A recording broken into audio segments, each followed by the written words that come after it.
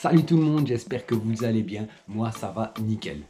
Alors aujourd'hui, on se retrouve pour une petite vidéo qui va parler des superstitions dans la pêche. Alors je vous en ai dégoté 5, même s'il y en a beaucoup plus que ça.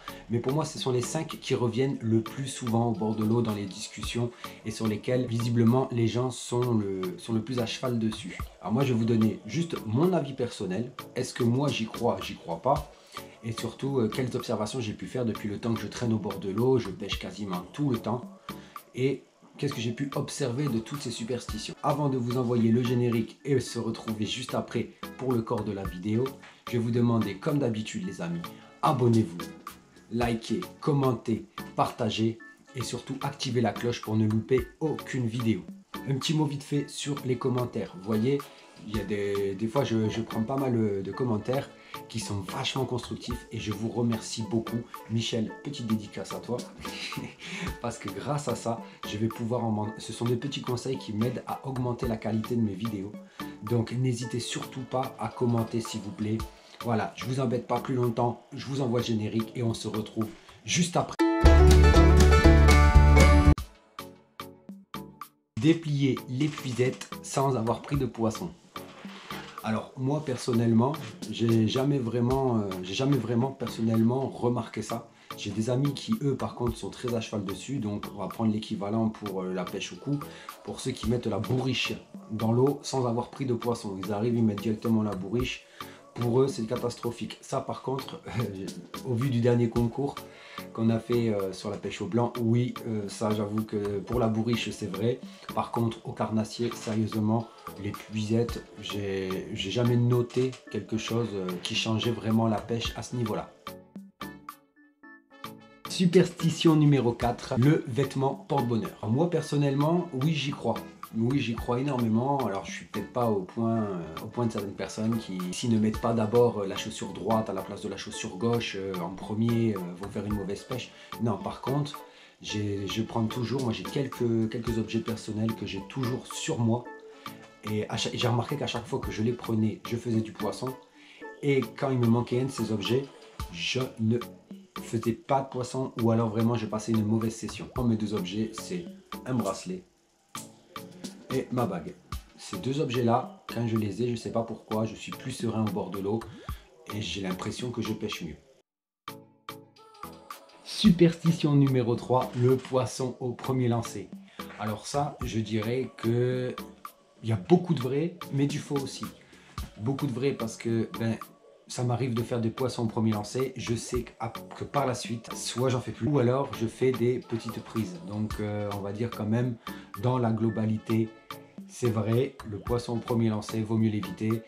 Je sais que par exemple Tosh et Canito de la chaîne Scarna Fishing, eux en général sont très à cheval sur cette superstition là. Moi un peu moins, mais c'est vrai quand même que dans la globalité, c'est vrai, vaut mieux éviter de taper un poisson au premier lancer. Superstition numéro 2, le fameux bonne pêche. Alors là, franchement, j'y crois, mais j'ai déjà eu aussi des cas contraires. Alors j'y crois parce que c'est vrai que les 3/4 du temps, quand on me dit bonne pêche, alors je foire ma session. Je sais pas pourquoi, mais quand on me dit ce fameux bonne pêche, j'enchaîne les loupés, j'enchaîne les décrochés, je casse du matériel, je perds des leurres. Généralement, c'est vraiment une session assez merdique. Par contre, il m'est déjà arrivé sur le moment où on me dit bonne pêche, comme là par exemple, je vais prendre l'exemple du Red Carnassier Occitan que j'ai fait dimanche. Un concurrent qui commence à dire bonne pêche à tous hein. D'ailleurs si tu me vois. Mais en fait au final, alors c'est vrai que j'ai une session catastrophique. Ça a été une journée très compliquée parce que j'ai perdu un leurre. Je suis tombé dans le canal. Qu'est-ce qui m'est arrivé encore? J'ai pété l'épuisette. On a tapé que des perchettes non maillées. À 2 cm on loupait la maille. Donc c'était vraiment ce bonne pêche là, il m'a vraiment foutu le seum. Et au final, à la dernière minute, on tape un brochet de 72, je prends le prix du Big Fish et on finit 4e sur 27. Donc bon, oui et non, on va dire, mais plus vrai que faux pour ma part. Et là, il reste maintenant la superstition numéro 1, celle, je pense, où tout le monde est le plus sensible à celle-là, c'est la pleine lune. Donc pourquoi vrai et faux? Alors tout simplement, pour moi c'est beaucoup plus vrai que faux, même si j'ai déjà eu des exceptions, mais comme on dit, il y a une exception qui confirme toujours la règle. Mais pour moi c'est vrai tout simplement parce qu'au moment de la pleine lune, on sait que tout ce que le carnassier chasse principalement la nuit, c'est là où il est le plus actif, où il s'alimente le plus. Et effectivement, pour lui, la pleine lune, tout simplement, c'est beaucoup plus lumineux. Il peut mieux détecter ses proies et forcément, il réussit beaucoup mieux ses attaques. Il se gave beaucoup plus à ce moment-là. Et comme il a bien bouffé toute la nuit, et bien qu'est-ce qu'il fait la journée? Il se repose.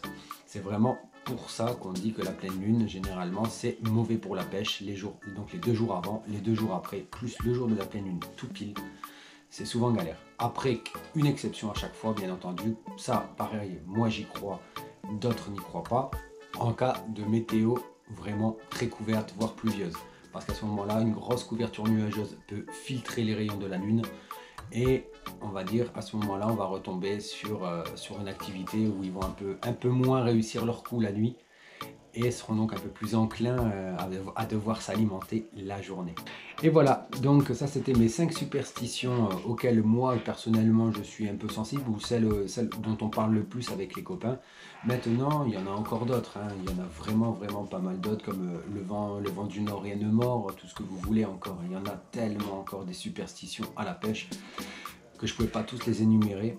Et je vous avoue que je ne me suis pas forcément penché sur toutes les superstitions parce que je ne les connais pas toutes aussi tout simplement. Si vous avez aimé la vidéo, n'hésitez surtout pas à vous abonner, à liker, à commenter, à partager. Comme je vous l'ai dit dans l'intro, les commentaires, ça m'aide personnellement à mieux développer la chaîne, à proposer plus de qualité tout simplement.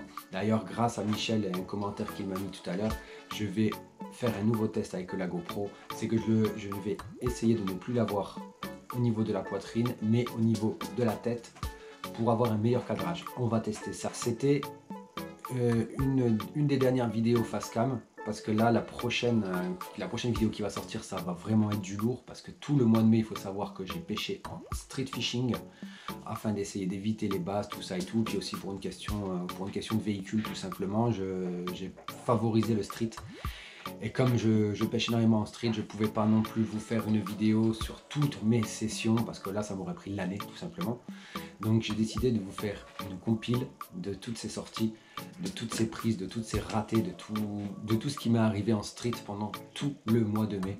Et franchement là je vous prépare vraiment du lourd. J'espère que vous allez kiffer, que vous allez être aussi présent donc dimanche prochain et pour ne pas louper ça. Voilà, ça m'a fait vachement plaisir. Il est l'heure maintenant pour moi de vous laisser, de vous souhaiter une bonne journée et surtout gardez la pêche, tout ça, je vous kiffe, ne changez rien, je vous kiffe.